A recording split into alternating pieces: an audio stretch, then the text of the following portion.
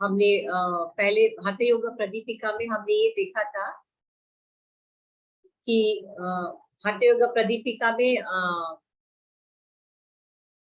स्वामी स्वात्माराम सूरी ने कहा कि उनके गुरुस कितने थे और कितने कितने गुरुस आके गए, ये सब प्रमाण दे रहे थे। और उन्होंने ये भी बताया था कि हठ योग साधना करने की जगह कैसी होनी चाहिए। तो ये भी आप मन में ध्यान में रखिए। मैंने कहा था 11, 12, 13 वो जो श्लोक का नंबर याद रखिए।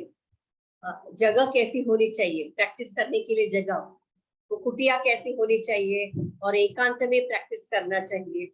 वरना हम ग्रुप में करते हैं तो एक दूसरे से बातें ज्यादा होती है और योगा साधना कम होती है। और किसने अच्छा किया किसने नहीं किया, यही हमारी बात चलती रहती है। तो एकांत में करना चाहिए। और यम नियम, जैसे हमने आप अष्टांग योग में आपने देखा था कि कितने यम कितने नियम है वो हमने देखा था।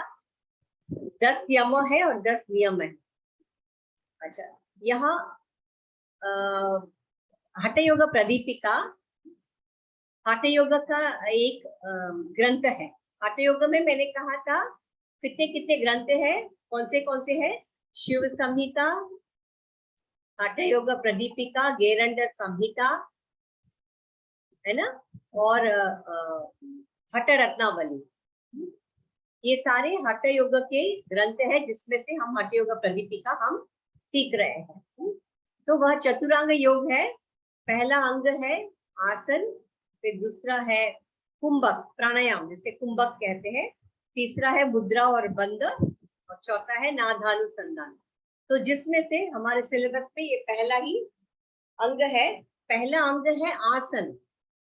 अच्छा, अब देखेंगे तो आसन कौन से श्लोक से शुरुआत होती है? 19वें श्लोक से शुरुआत होती है।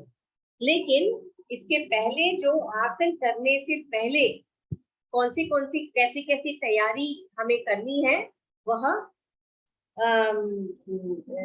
18वां श्लोक तक दिया गया है। उसके तैयारी के लिए, उसका जो नींव डालना है उसके लिए हमें क्या क्या करना है वह 18वां। पर उन सबको भी आसन के ही अंग में, आसन के ही अंग में डाला गया।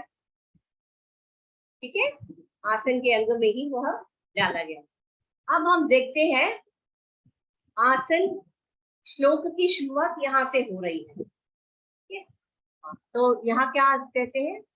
हठस्य प्रथमांगत्वात् आसनं पूर्वमुच्यते कुर्यात् तत् आसनं स्थैर्यं आरोग्यं च अंगलाघवम्। यानी कि ये कह रहे हैं कि ये हठ योग के प्रदीपिका का पहला अंग है आसन। प्रथमांगत्वात्, प्रथम अंग है आसन, उसी से शुरुआत होती है। और उसके लाभ क्या है? हठ योग के आसन करने से आपको लाभ क्या मिलेगा? यह 3 लाभ दिए गए हैं, इन्हें आप नोट कर लीजिए। स्थैर्यम, स्थैर्यम, आरोग्यम च अंगलाघवम। यह वाइवा में पूछ सकते हैं या फिर आप आंसर में आप लिख सकते हैं। आपको यह बात जानना आवश्यक है। हाँ, प्रथम अंग है हठ योग प्रदीपिका का, प्रथम अंग आसन है। और आसन का अभ्यास करने से हमें क्या लाभ होता है? स्थैर्यम, आरोग्यम, अंगलाघवम। ठीक है, ठीक है। अब हम आते हैं अगले श्लोक में आते हैं। वशिष्ठ यैष मुनिभिर मत्स्येन्द्राद्यौश्च योगिभिः अंगीकृतान्त्य आसनानि कथ्यन्ते कानि चिन्मया। अभी बोल रहे हैं कि मैं अभी, पहले उन्होंने आसन के लाभ फायदे उन्होंने बता दिए हैं। आप कह रहे हैं कि अब मैं आसन के बारे में जानकारी देने की शुरुआत अभी कर रहा हूँ। आसन का वर्णन अभी मैं करूंगा। और ये किसकी वो कह रहे हैं कि इनडायरेक्टली ये मेरी कही हुई नहीं है, यह वशिष्ठ मुनि, हमसे पहले जितने भी मुनि, वशिष्ठ मुनि से लेके जितने भी मुनि आके गए हैं उनका कहना है। वशिष्ठ मुनि या मत्स्येंद्रनाथ जो उनके गुरु हैं, मत्स्येंद्रनाथ, यह उनका कहना है। मतलब यहाँ पे वो गुरु शिष्य परंपरा की झलक दिखाते हैं और कहते हैं कि ये सब सत्य है और सब हमें इसका पालन करना चाहिए। अच्छा, यह कहते हुए पहले आसन का नाम बताते हुए कहते हैं कि स्वस्तिक आसन, सबसे पहला आसन है स्वस्तिक आसन। उस वहां पे क्या कहा गया है? जानूर वो रन करे सम्यक कृत्वा पाद तले उदे रुजुकाय समासीनः स्वस्तिकम तत् प्रचक्षते। इसका मतलब है आपके दोनों हाथ, आपके दोनों जो थाइस यानी जांघा है वहां पे रखना है और आपके जो शरीर है उसको सीधा रखना है। आपका जो पीछे स्पाइन है उसको इरेक्ट रखना है, सीधा रखना है और शांति से बैठना है, काम शांत मन के साथ बैठना है। इसे स्वस्तिक आसन हम कहते हैं। ओके, यानी कि ऐसे क्रॉस लेग, ऐसे बोलते हैं ना, माटी डाल के बैठना, ऐसे क्रॉस करके हाथों को पास में रखना है, उसे स्वस्तिक आसन ऐसा कहते हैं। ये देखिए, आपने प्रैक्टिकल में अलग अलग तरीके से सीखा होगा, वो अलग बात है, लेकिन प्रश्न पूछा जाए तो हमें क्या कहना, टेक्स्ट में, ग्रंथ में जैसा दिया है वैसे हमें लिखना है। अब नेक्स्ट आसन है गोमुख आसन। इसमें से बहुत सारे आसन आपको पहले से ही आते होंगे, पर ग्रंथ में क्या दिया है वो हमें सीखना है। जो हम सीखते हैं वो थोड़ा सा वेरिएशन होता है और एग्जैक्टली जो टेक्स्ट में दिया है वैसा का वैसा हम प्रैक्टिकल में नहीं करते, थोड़ा अलग होता है। गोमुख आसना सव्ये दक्षिण गुल्फम तु पृष्ठ पार्श्वे नियोजयेत् दक्षिणोपि तथा सव्यम गोमुखम गोमुखाकृति। इसका मतलब है आपका जो पैर है, ये जो एक पैर और दूसरा पैर ऐसे आना चाहिए, आपके दोनों पैर ऐसे आने चाहिए एक पैर के ऊपर। तो हाँ जी मैम, मैं ये पूछ रहा था कि ये जो आप सूत्राज बोल रहे हो, तो इसका सीक्वेंस अलग अलग किताबों में अलग अलग लेखकों के अलग अलग सीक्वेंस है क्या? नहीं, हठ योग क्योंकि एक ही है।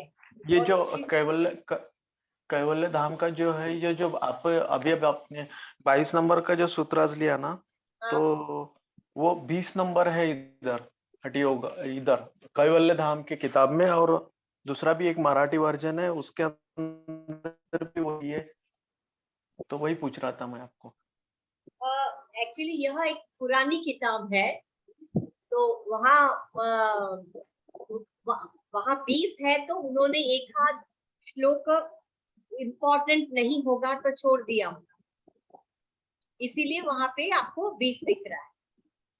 एक हाथ इससे भी पहले, अभी यहाँ आसन उतने ही रहेंगे, मेरा ये कहना है आसन उतने ही रहेंगे, वैसे ही रहेंगे, पर ये आसन से पहले 18 श्लोक हुए हैं ना, उन 18 श्लोकों में से कोई एक हाथ कोई ज्यादा इम्पोर्टेंट नहीं है, उसे छोड़ दिया, बट बेसिकली ऐसा ही रहता, श्लोक ऐसे उतने ही रहते ग्रंथ। कैवल्य धाम का भी अच्छा किताब है, वही बहुत ये है। लेकिन आपने इसमें देखा है सिलेबस में कौन सा ऑथर दिया है आपको? देखता हूँ। हाँ, देख के मुझे बताइए, तब तक मैं ले लूं। तो यहाँ गोमुखासन का अर्थ ये है कि आपके जो पैर एक के ऊपर एक ऐसे जो रखते हैं वो गोमुख, गाय के मुख जैसे दिखना चाहिए। अब आप ये ऑब्जर्व करेंगे कि हम जब प्रैक्टिकल में करते हैं, यहाँ तो करते ही हैं, और उसके साथ, हाँ जी, 2 दिया है मैम, एक कैवल्य धाम लोनावला का दिया है और एक चौखंबा संस्कृत संस्थान का दिया है, अच्छा, वाराणसी का। हाँ, वो जो चौकम्बा वाला बुक मैंने भेजा है क्योंकि वो हिंदी में है, तो इसीलिए मैंने आपके लिए भेजा है, वो आपको मिल जाएगा चौकम्बा वाला।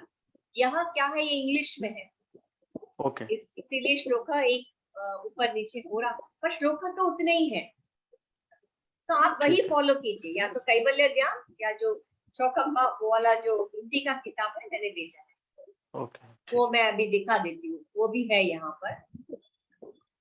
तो आपने ये देखा होगा कि गोमुख आसन में पैर ऐसे करके बैठते हैं, पर जब हम प्रैक्टिकल में करते हैं हाथों को भी ऐसे ले लेते हैं। आपने ऑब्जर्व किया है कि ऐसे लेते हैं क्या हाथों को? हाँ, लेकिन यह हाथ ऐसा है, ऐसा श्लोक में नहीं दिया है। श्लोक में क्या दिया है? दोनों हाथों को ऐसे घुटने के ऊपर रखना। श्लोक में ऐसा ही दिया है, पर जब हम प्रैक्टिकल करते हैं तो अब ऐसे, ठीक है? तो वहाँ प्रैक्टिकल में थोड़ा सा वेरिएशन होगा जब हम प्रैक्टिकली करते हैं, या अलग अलग गुरु से, अलग अलग स्कूल से हम सीखते हैं, तो उसमें थोड़ा वेरिएशन वह चलता है, पर बेसिकली पुस्तक में क्या दिया है वो मैं आपको बता रही हूँ। ओके, अब अगला आसन है वीरासन। वीरासन एकम पादम तथैकस्मिन् अन्विवन्य सेदुरुनि स्थिरम इतर स्मिंस्त तथा चोरुम वीरासनम इति ऋतम। इसका मतलब है आपका जो एक पैर है, एक मतलब एक फुट है, उस जैसे आपका जो पाद है ना, पाद नीचे, पैर का नीचे वाला पाद है, वह दूसरे थाई, जांगे के नीचे आना चाहिए। ओके, ठीक उसी तरह यह जो यानी कि आपका जो राइट वाला पाद है लेफ्ट जांगे के नीचे आना चाहिए, और लेफ्ट वाला फुट पाद है वो राइट जांगे के नीचे आना चाहिए। जो बजरंगबली का जो वीर हनुमान करके जो मूर्ति होता है वो वही होता है, उसी तरफ का? नहीं, वही मैंने कहा, जो हम प्रैक्टिकल में करते हैं वह अलग होगा। हनुमान आसन ऐसा हठयोग प्रदीपिका में कहीं भी उल्लेख नहीं है। नहीं हटी, नहीं वो नहीं बोल रहा हूँ मैं। हाँ। बहुत सारी मूर्ति, बहुत सारे मंदिरों में हनुमान की वीर मारुति करके एक मूर्ति है। हाँ, तो उसी टाइप में वो आसन है क्या? नहीं, वो वही मैं कह रही हूँ, ये वह आसन नहीं। हेलो, हाँ जी, हाँ जी, किसने कुछ कहा? हाँ, मैं आपकी बात समझ रही हूँ। यह आसन वो नहीं है, जैसे कि हम पद्मासन में कैसे बैठते हैं, आप याद कीजिए। हमारा जो पद्मासन है, यूजुअल प्रैक्टिकल वाला पद्मासन है, हम राइट पाद को लेफ्ट जांघे के ऊपर रखते हैं और लेफ्ट पाद को राइट जांघे के ऊपर रखते हैं, बराबर? ये हो गया पद्मासन, हमारा वाला पद्मासन जो हम प्रैक्टिकल। लेकिन ये क्या कह रहे हैं? वीरासन। ये मान लीजिए ये पाद है, ये पाद है, उस जांघे के नीचे आना चाहिए। नीचे, ऊपर से लेंगे तो ही वो नीचे आएगा, इसको भी इसके नीचे आना चाहिए। ओके, उसका फोटो मिला तो मैं आपको ग्रुप पे पोस्ट कर, वो आप देख लीजिए। अच्छा, कैवल्य एग्जाम की बुक में उसका चित्र दिया है क्या? नहीं ना, मैं आपको नहीं दिया। हाँ, चित्र भेजती हूँ।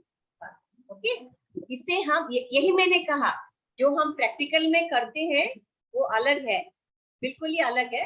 वह बाद में डेवलप हुआ है। जो ग्रंथ में दिया गया है वो थोड़ा सा अलग है।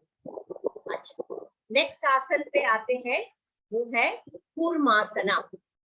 कूर्मा, कूर्मा मतलब टॉर्टोइस, कछुआ। कछुआ का जैसा दिखना चाहिए वह आसन। अच्छा, इसमें क्या कहा है, बुधम निरुद्य गुल्फाभ्याम युत्क्रमेण समाहितः कूर्मासनम भवेदेतत् इति योगविदो विदुः। इसका मतलब है यहाँ देखिए, हम जो प्रैक्टिकल में कूर्मासन करते हैं वह थोड़ा सा अलग है। ठीक है, यहाँ पे ऐसा दिया गया है, आपका जो राइट एंकल है, राइट एंकल आपका, राइट एंकल को आपके लेफ्ट साइड, आपका जो एनएस है, मतलब आपका जो गुदद्वार है उसके लेफ्ट साइड में रखना चाहिए राइट एंकल को। ओके, और ठीक उसी तरह आपके लेफ्ट एंकल को आपके गुदद्वार के राइट साइड में रखना चाहिए। इसको कहते हैं कूर्मासन। आप ये बताइए, हम लोग जो प्रैक्टिकल में कूर्मासन करते हैं वो कैसा रहता है? हम दोनों पैरों को फैलाते हैं, यस, हल्का सा पैर को उठा के, यस, हाथ को पैर के नीचे से हम दे देते हैं, है ना, दोनों हाथों। प्रैक्टिकल में हम ऐसा करते हैं, और ग्रंथ में कूर्मासन का ऐसा वर्णन ऐसा किया है। ठीक है, मैंने बहुत किताबों में ढूंढा, उसका चित्र नहीं मिल रहा है, मैं जैसे मिल जाएगा मैं पोस्ट कर दूंगा, आपके ग्रुप में मैं पोस्ट कर। अच्छा, कुक्कुटासन।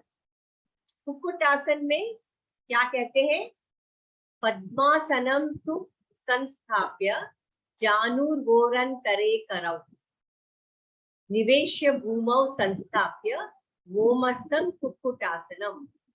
मतलब क्या कहते हैं, जो पद्मासन लगाना है, आप सबको पद्मासन लगाना आता है, पद्मासन लगाना है, और आपके हाथ को जांघे के पास रखना है, और वो जो नीचे का जो जमीन है, मैट है, उसको प्रेस करके अपने शरीर को ऊपर उठाना है। आपके ध्यान में आ गया है कैसे करना है? आ गया है ना? पद्मासन लगाना है, दोनों हाथों को अपने जांघे के पास रखना है, और नीचे इसमें ऐसा दिया है कि जो पद्मासन जो है, तो पद्मासन के बाद में अपने जो स्पेस होता है जंघा के पास दोनों पैरों के बीच में, उसके अंदर से हाथ को नीचे डालना है, और उस हाथ को नीचे रखकर शरीर को ऊपर उठाना है। तो वही तो मैं बोल रही हूँ, you have to keep your hands under your thighs, आपके जांघे के नीचे रखना है। वो साइड से रखेंगे तो नहीं होगा, आप उसको जैसे आप उसको वैसे ही डालना पड़ेगा, दोनों हाथों को ऊपर से ही डालना है, और थाइस के नीचे, आपके जांघे के नीचे रखना है अपने हाथों, और प्रेस करके उसको कुक्कुटासन, उसको कुक्कुटासन, यानी कुक्कुटा मतलब इट्स तो क्या बोलते हैं, कॉक, कॉक, कॉक, मुर्गी, मुर्गा, मुर्गा, मुर्गा, मुर्गा, यस। उत्तान कूर्मासन। अच्छा, अभी हमने कुक्कुटासन, कूर्मासन देखा, कुक्कुटासन देखा, अब उत्तान कूर्मासन। अब उत्तान कूर्मासन में ये देखिए कैसे ऑर्डर अच्छे से दिया है। अभी कुक्कुटासन का वर्णन आपको पता चल गया है, पद्मासन में बैठना है, हाथ अंदर से डाल के, वह हो गया कुक्कुटासन। ओके, कुक्कुटासन बंधस्तु दौर्भ्यम समबध्य कंदराम भवेद कूर्मवदुत्तानम एतदुत्तान कूर्मकम। इसका मतलब है उसके आपके हाथों को कुक्कुट आसन में आपने जांघे के बीच में डाल के उठाया था। यहाँ पे क्या करना है, उसके अंदर से हाथों को लेके लेट जाना है। आपका पूरा पद्मासन उठा हुआ रहेगा, ऐसे शेप में रहेगा, ठीक है। बिल्कुल कुक्कुटासन में जाना है, हाथों को अंदर डालना है और उसमें लेट जाना है, उठना नहीं, उसमें लेट जाना। Okay okay okay. नेक्स्ट है धनुरासन। धनुरासन बहुत ही मतलब फेमस आसन है, सब योग साधक करते ही होंगे धनुरासन। अच्छा, इसमें क्या देखिए, पादांगुष्ठौ तु पाणिभ्यां गृहीत्वा श्रवणावधि धनुराकर्षणं कुर्याद धनुरासनम उच्यते। इसका मतलब है, हम प्रैक्टिकल में कैसे करते हैं धनुरासन, जरा सोच के देखिए। हम लेटते हैं और दोनों हाथों को ऐसे, दोनों एंकल, ओके, एंकल को हम पीछे से पकड़ लेते हैं, राइट, एग्रीड। आप धनुरासन ऐसे ही करते हैं, पर यहाँ पे क्या कहा गया है,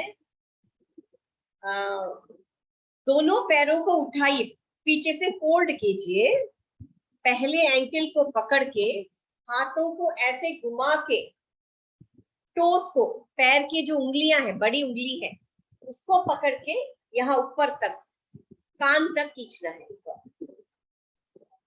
ऐसा इस ग्रंथ में ऐसा दिया गया है, और कुछ कुछ लोग ऐसे करते भी हैं, उनको उतनी फ्लेक्सिबिलिटी है तो करते हैं।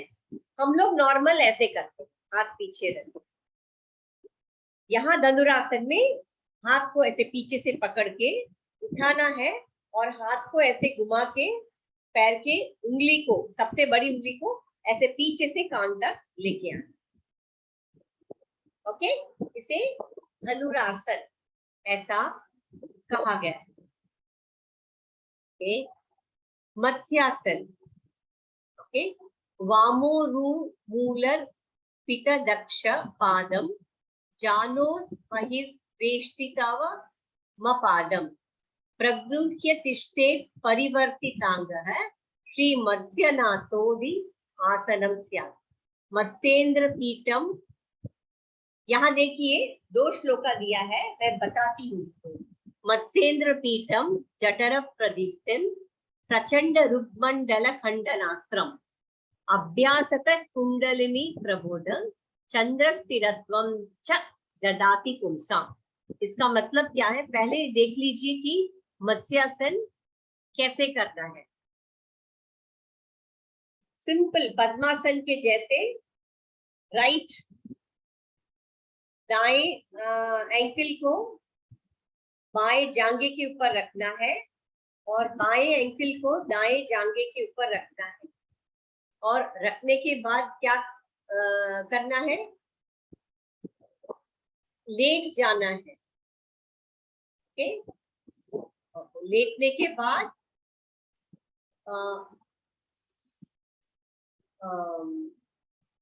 उसे दोनों हाथों से पहले इसको पकड़ना है, अपने टोस को पकड़ना है, ठीक है। ना यहाँ आसन किसने एक्सप्लेन किया है, मत्स्यनाथ। मत्स्यनाथ ने यह आसन को एक्सप्लेन किया है, ऐसा श्लोक में कहा गया है, मत्स्यनाथ ने इसको एक्सप्लेन किया है। अच्छा, यह जो 29 नंबर है उसमें उसका लाभ दिया गया है। मत्स्येंद्र आसन का, सॉरी नॉट मत्स्येंद्र आसन, आई एम सॉरी, मत्स्य आसन का लाभ दिया गया है। ओके,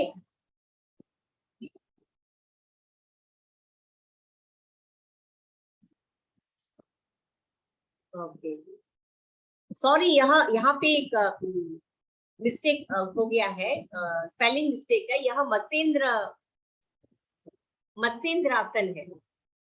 मैंने गलती से आपको मत्स्यासन के बारे में कहा, यह मत्स्येंद्रासन।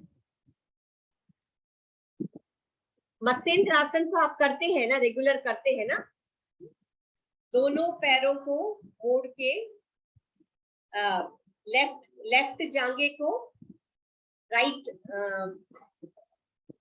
आपका जो एनएस है वहां पे रख के, और राइट वाले को फोल्ड करके हम रखते हैं, फिर ऐसे करते हैं, राइट। इसी को मत्स्येंद्रासन कहते हैं ना। ये अर्ध मत्स्येंद्रासन है मैम। हाँ, जो रेगुलर हम करते हैं ना, तो वो अर्ध मत्स्येंद्रासन है। आसन है। फुल पर हाँ, यहाँ फुल क्या, मत्स्येंद्रासन बहुत हार्ड है, बहुत हार्ड है। फुल मत्स्येंद्रासन को जैसे ये हाथ है उसको ऐसे पीछे से लेना पड़ता है। हम मत्स्येंद्रासन के लिए हाथ को पास में रखते हैं, शरीर के पीछे रखते हैं, राइट। हाँ, फुल मत्स्येंद्रासन में क्या करना है, हाथ को शरीर के पीछे नहीं रखना है, बल्कि हाथ को ऐसे घुमा के इसके पीछे लाना है, आपके कमर के पीछे से लेके आना।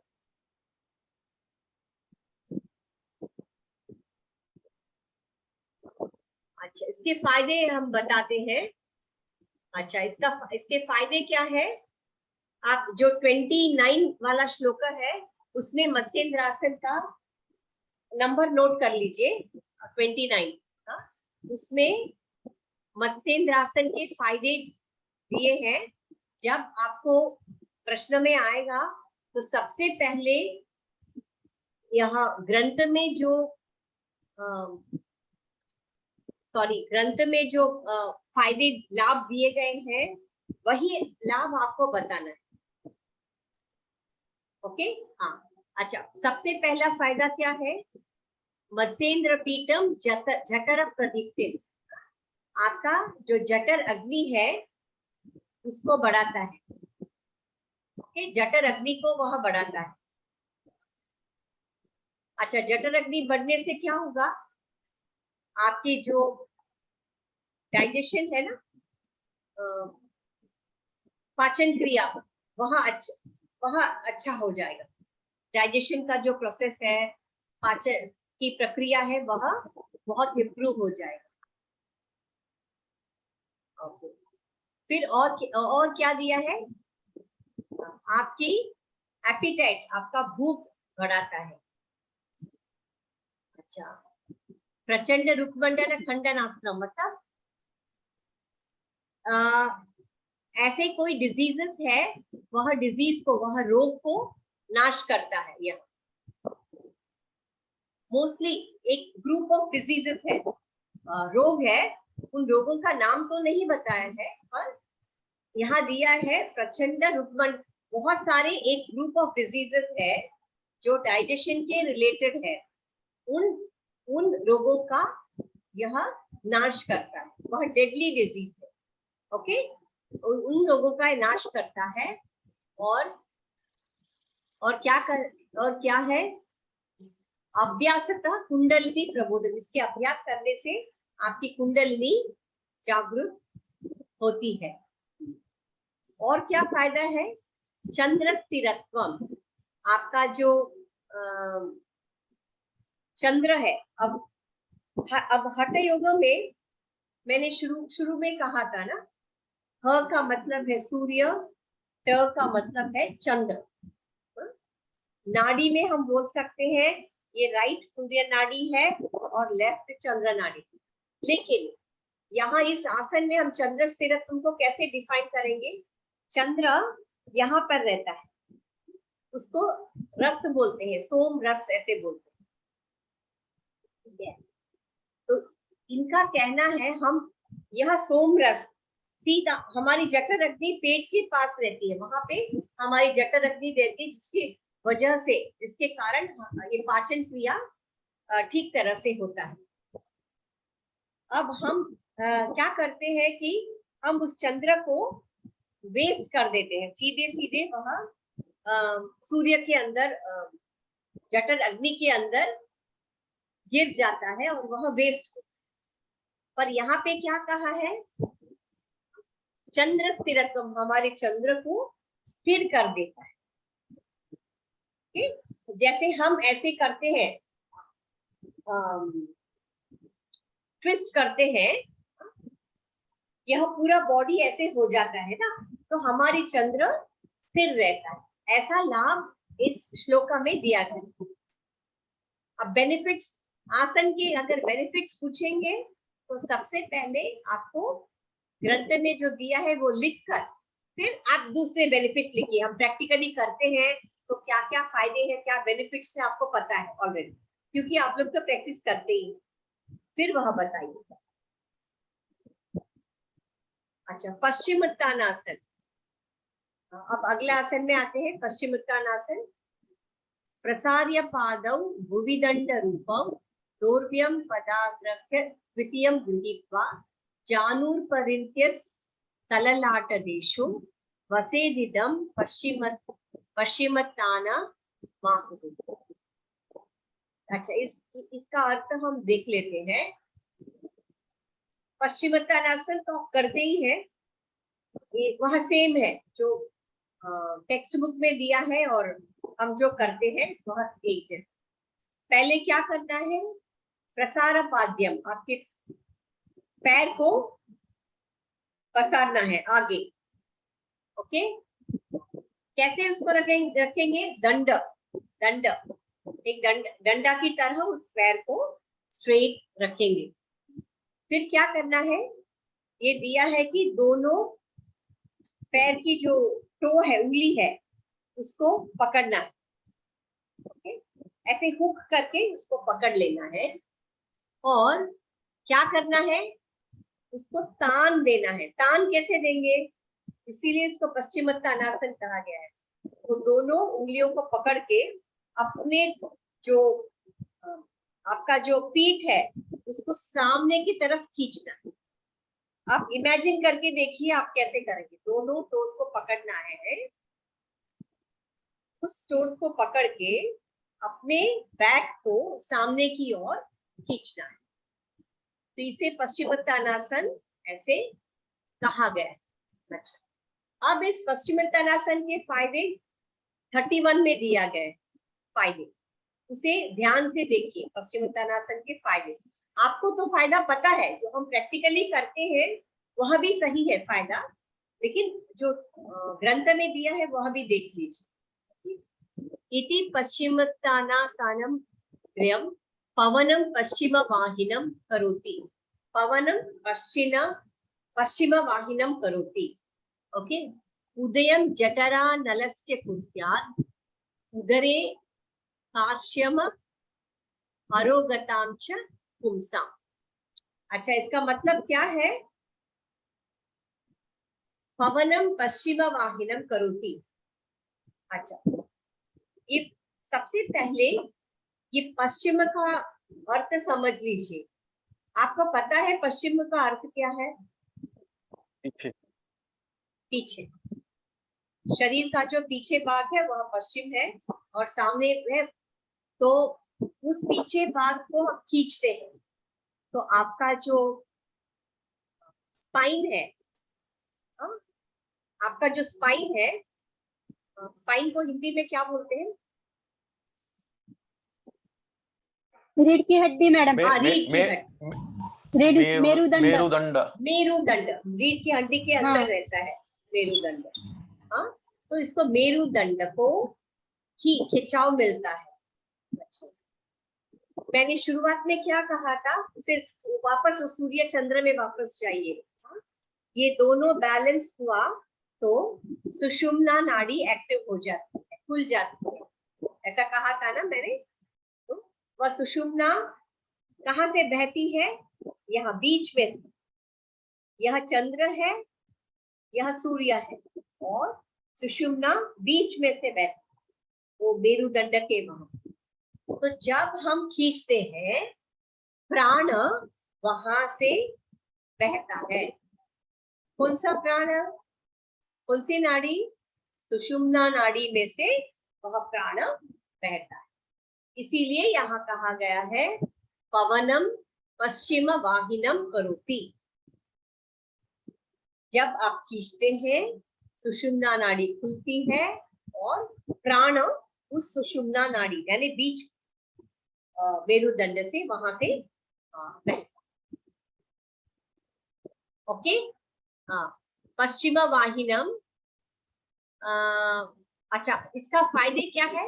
उदरम जठरानलस्य, यह आसन से भी जठर अग्नि इंप्रूव करता है। ठीक है, जठर अग्नि और उदरे, ये देखिए कुर्याद उदरे, हमारे जो पेट के अंदर चर्बी है उस चर्बी को वह नाश कर देता है। ठीक है, तो इन फायदों को पहले लिखिए। पश्चिम वाहिनम करोति, दूसरा है जठर अग्नि को इंप्रूव करता है, और तीसरा है कुर्याद उदरे कार्श्यम आरोग्यता, आपको आरोग्य में रखता है, वह चर्बी को बर्न कर देता है और आरोग्य। ठीक है, अब नेक्स्ट आते हैं मयूरासन। यहाँ मयूरासन सब लोग प्रैक्टिस नहीं करते हैं। प्रशांत जी, आप करते हैं मयूरासन प्रैक्टिस? करते हैं ना? सुवर्णा जी, आप करते हैं? नहीं मैडम, वो मयूरासन महिलाओं ने नहीं करना हाँ, चाहिए इतना ना। महिलाओं ने ज्यादा नहीं करना चाहिए। हाँ, इसीलिए नहीं करते। हाँ हाँ, नहीं, सोके ऐसे ही हाँ। पूछ लिया, ज्यादा नहीं करना हाँ। चाहिए, एक आध बार हम कर सकते हैं, ज्यादा नहीं। Okay okay. अच्छा, मयूरासन, यहाँ पे देखिए, धरामवष्टभ्य करद्वयेन तत्पूर्वरस्था पितनाभिपार्श्वः उच्चासने दंड उदितः खे मयूरम एतत् प्रवदन्ति पीठम। अच्छा, अब यहाँ पे क्या कहा गया है? आपके दोनों हथेली है उसको नीचे जमीन पर रखना है। ओके, और आपका जो नाभि है, नाभि के ऊपर आपका ये एल्बो रखना है। एल्बो को नाभि के ऊपर रखे और आपके शरीर को पीछे की तरफ स्ट्रेच करके फिर उठाना और अपने एल्बोस के ऊपर बैलेंस करना। आप अपने शरीर को एल्बो के ऊपर बैलेंस करना। अब इसका फायदा 30 आसन तो आपको आता है, और इसका फायदा भी देख लीजिए। जनरल फायदे भी लिखना है। हरति सकल रोगनाशु गुल्मोदरादि अभिभवति च दोषनासनम श्री मयूरम बहु कदशन भुक्तम भस्म कुर्याद शेषम जनयति जठरग्निं जारयेत् कालकूटम। यह जारयेत् कालकूटम, यह इंपॉर्टेंट मुख्य शब्द है। ओके, जारयेत् कालकूटम, इसका मतलब है यह आसन सारे रोगों का नाश करता है, और गुल्मोद उदरम, आपके जो उदर है, एब्डोमेन है, उसके जितने भी रोग है उन रोगों को वह दूर करता है। और तीसरा, वह उन रोगों को भी दूर करता है जो हमें त्रिदोष से उत्पन्न होने वाले जो रोग है। कभी 3 दोष है, उन दोष कफ वात पित्त। ओके, इन तीनों दोषों से जो जब वह तीनों दोष बैलेंस नहीं रहते हैं, तो उन तीनों दोषों से जो उत्पन्न होने वाले रोग है उन रोगों का भी वह नाश करता है। और कभी कभी हम ऐसे खाना खाते हैं जो हमारे पाचन प्रक्रिया के लिए सही नहीं है। अभी आजकल के भाषा में देखा जाए कि आजकल बच्चों को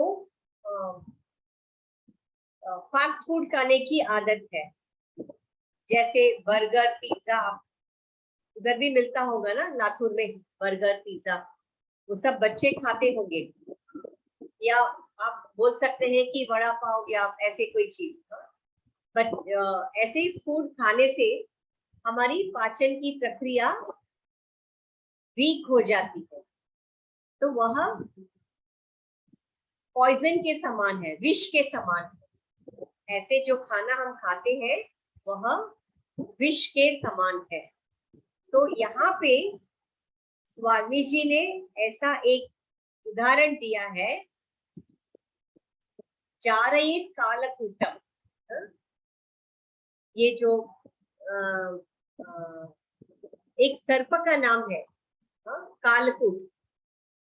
ऐसा कहते हैं कि अगर वह सर्प ने भी ढस लिया यहाँ आसन, वह पॉइजन को भी निकाल दे। उनका ये कहना है, ऑफकोर्स उसमें थोड़ा सा आपको एग्जैजरेशन लगेगा। इसका मतलब है किसी भी तरह का हमने पॉइजनस फूड भी बाहर गए खा लिया तो हमारा डाइजेशन, हमारी जो पाचन प्रक्रिया है वह सही चलेगी। इसका मतलब ये नहीं कि बच्चे लोग उसका गलत अर्थ निकालते हैं। वो कहेंगे चलो हम जो मर्जी हम लोग खाएंगे, बाद में मयूरासन करेंगे, ऐसा नहीं होता है। जो मयूरासन रेगुलरली रोज करते हैं उनके लिए यह ठीक। तो यहाँ मयूरासन के फायदे हैं 33।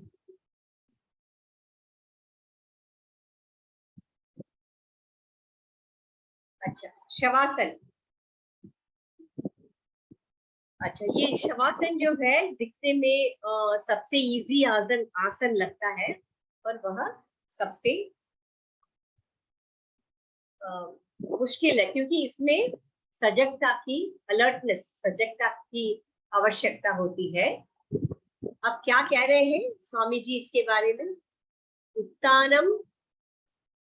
उत्तानम शववत् भूमौ शयनम तच्च शवासनम। शवासनम शांतिहरम चित्त विश्रांति कारक।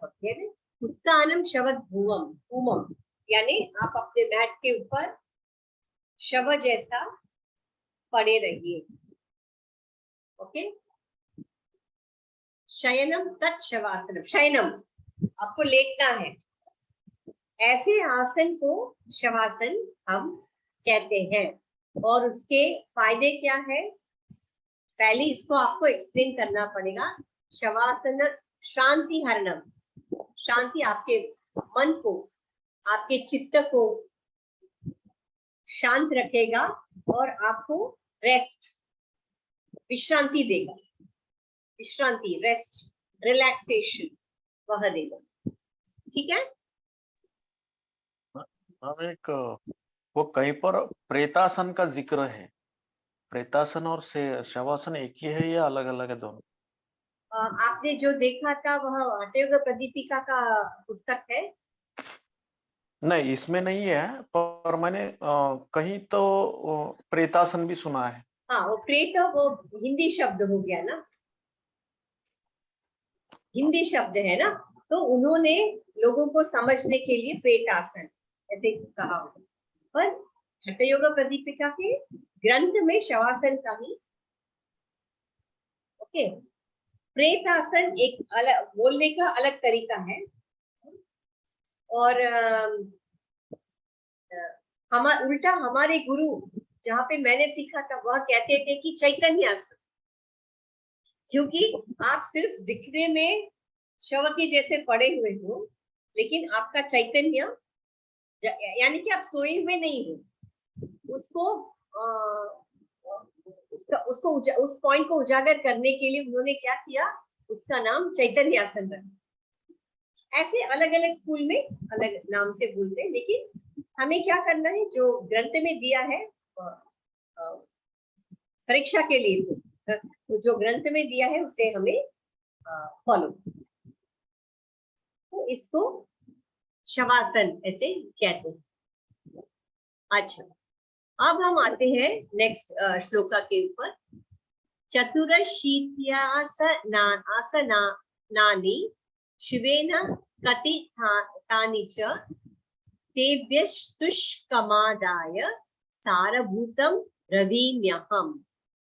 इसका मतलब है चतुरशीति आसनानि,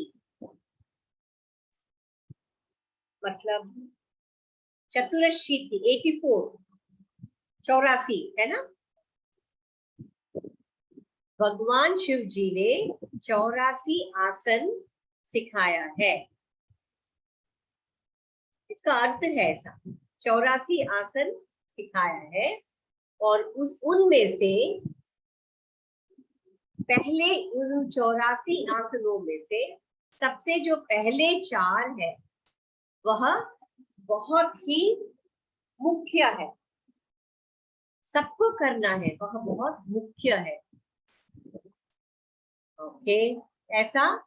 और उन आसनों को अब मैं बताने जा रहा हूं, ऐसा स्वामी जी कहते हैं। शिव जी ने 84 आसन बताए हैं और इन 84 आसनों में से सबसे पहले 4 बहुत ही मुख्य है। ओके, अच्छा, वह 4 कौन से आसन है? अब अगले इसमें दिया है, श्लोक में दिया है, सिद्धम पद्मम तथा सिंहम भद्रम वेति चतुष्टयम। यह जो 4 आसन है कौन से है? सिद्धासन, पद्मासन, सिंहासन, भद्रासन। यह 4 आसन, पहले 4 आसनों के नाम बताए हैं और ये बहुत ही मुख्य है। ओके, और इन आसनों में हमें, मैडम ये रिपीट कीजिए ना, सिद्धासन, पद्मासन, भद्रासन और सिद्धासन, पद्मासन, सिंहासन और सिंहासन। भद्रासन। हाँ, ओके ओके। तो यह 4 आसन है। इन 4 आसनों में हमेशा हमें प्रैक्टिस, अभ्यास उसका करना चाहिए। हमें जैसे पतंजलि मुनि ने कहा ना, स्थिर सुखम आसन, एकदम कंफर्टेबल सुख की स्थिति होना चाहिए इन आसनों में, ऐसा स्वामी स्वात्माराम जी कहते हैं। अच्छा, अब पहले आते हैं सिद्धासन। ओके, सिद्धासन, योनिस्थानकम विमूल घटितम कृत्वा दृढ़ं विन्यसेत् मेन्द्रे पादं तैकमेव हृदये कृत्वा हनु सुस्थिरम्। स्थाणु संयमितेन्द्रियो अचलत् दृशो पश्येद्वरोन्तरं एतन् मोक्षक पाठ भेद जनकं सिद्धासनम प्रोच्यते। अब इस सिद्धासन के लिए क्या, आपका जो हील है, हील को क्या बोलते हैं? पादमूल बोलते हैं ना। हील को क्या बोलते हैं? पादमूल। आपका जो लेफ्ट, बाएं का जो फुट, पादमूल है, वह उस पेरिनियम, आपका जो एनएस के जो ऊपर का जगह है वहां पे रखना चाहिए। ऐसे यह पुरुषों के लिए बताया गया, हाँ, पुरुषों के लिए। और फिर बाद में उनके बाद में जो आचार्य आए थे उन्होंने कहा नहीं, स्त्रियां ऐसी कर सकती है, बस इतना ही बने। पर इस श्लोक में पुरुषों के लिए बताया गया। अच्छा, अब फिर क्या करना चाहिए? ऐसे रखने के बाद एक पैर के ऊपर एक पैर, आपका जो जननेंद्रिय है उसके नीचे एक जगह है, वहां पे पैर को प्रेस करके रखना। ओके, और वहां ऐसे स्थिति में बैठ के आंखें बंद करके शांति से बैठना। अब ये नहीं बोल सकते कि हम लेडीज नहीं कर सकते हैं, क्या कर सकते हैं, ऐसा कुछ वो नहीं। बाद में के जो गुरु आए हैं उन्होंने हमें बताया। तो फिर उसी को उन्होंने महिलाओं के लिए सिद्ध योनि आसन का ये किया ना, कि ये Yes. प्राचीन कोई, हाँ, या वो तो सिद्ध योनि आसन है। तो मूल थोड़ा ग्रंथ सा में नहीं है, मूल ग्रंथ में नहीं है उसका नहीं, जिक्र कहीं है। मूल ग्रंथ में नहीं, यही मैं कहना चाह रही हूँ। मूल ग्रंथ में थोड़ा सा अलग है, वो प्रैक्टिकल में करते हैं वो थोड़ा सा अलग। इस स्थिति में बैठ के शांति से बैठना है, अपने इंद्रियों को शांत करना है, और कहाँ पे देखना है, ये भ्रू मध्य, ये दोनों आईब्रोज के बीच में है ना, वहां पे हमें देखना है। इस आसन को सिद्धासन ऐसा कहा गया है। सिद्धासन ऐसा किसने कहा है? स्वामी जी ने कहा। तो हर बार वह शब्द आना चाहिए, स्वामी जी के अनुसार ऐसे ऐसे है, ऐसे बोलना चाहिए। तो जो करेक्शन करते हैं पेपर, उनको भी पता चलेगा कि आपने क्या उत्तर दिया। वेन्द्रादुपरि विन्यस्य सव्यं गुल्फं ततोपरि गुल्फान्तरं च निक्षिप्य सिद्धासनम इदं भवेत्।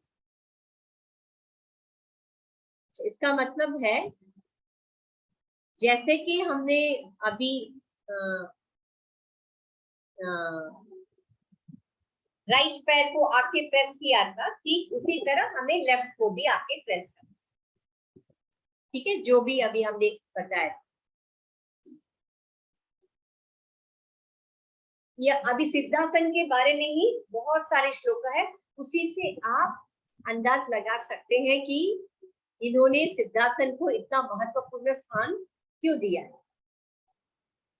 एतत् सिद्धासनम प्राहुर अन्ये वज्रासनम विदुः मुक्तासनम वदन्त्ये के प्रादुर्गुप्तासनम परे। उन्होंने ये कहा है, यह सिद्धासन के अलग अलग आचार्य गुरु अलग अलग नाम से बुलाते हैं।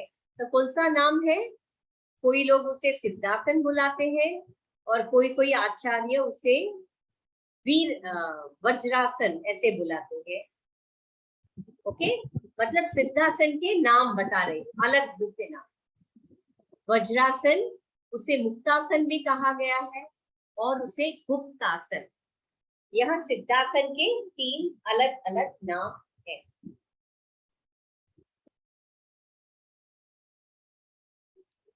ओके, एक और श्लोक हम करते हैं और फिर हम समाप्त करते हैं। यमेश्व मिताहारम अहिंसा नियमेष्विव मुख्यम सर्वासने एकम सिद्धासनम विदुः। इसका मतलब है, इन्होंने आहार को भी यम जैसा लिया है। थोड़ा सा अंतर यहाँ वहां आपको मिलेंगे, बिल्कुल मत सोचिए कि पतंजलि मुनि जैसा ही रहेगा, वैसा नहीं है। यहाँ पे जो आहार है, कौन सा आहार? मिताहार। मिताहार को भी उन्होंने यम में लिया है। जो 10 यम नियम मैंने आपको समझाया था पिछली बार, इन्होंने मिताहार को यम के अंडर में लिया है, और उन्होंने अहिंसा को नियम में लिया है। वैसे पतंजलि का क्या था? अहिंसा यम में आता है, और आहार के बारे में उन्होंने कुछ नहीं कहा। ओके, सो तो इसका फॉलो करना है, यम नियम यानी मिताहार को फॉलो करना है, और अहिंसा, इन दोनों को ज्यादा, यम नियम में से इन दोनों को ज्यादा उन्होंने महत्व दिया है। इनका पालन करते हुए आपको सिद्धासन का अभ्यास करना है। इसीलिए यह सिद्धासन को सब आसनों का वो जो लीडर बोलते हैं ना, चीफ, ऐसे कहा गया है। Okay, hello. हाँ